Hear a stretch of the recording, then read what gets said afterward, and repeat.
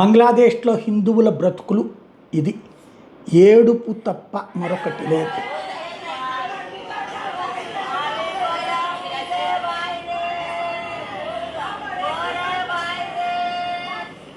ఎవరు సానుభూతి కూడా వ్యక్తం చేయరు. అదొక దరిద్రం అక్కడ. ఎందుకంటే ఎవరు సానుభూతి వ్యక్తం చేస్తే ఏమైపోతుందో తెలియదు. ఇది ఒక హత్య. ఏంటి ఈ అంశం అంటే 8 రోజుల నుంచి ఒక హిందూ వ్యక్తి మాయమయ్యాడు. అతన్ని మతం మారమని అక్కడ ఒత్తిడి తెచ్చారు. అతని కుటుంబం మొత్తాన్ని మతం మారమని అంగీకరించలేదు. 8 రోజుల క్రితం అతని చివరికి జిజియా పన్ను కట్టమన్నారు. అంటే గతంలో ముస్లిం రాజుల కాలంలో ఎవరైతే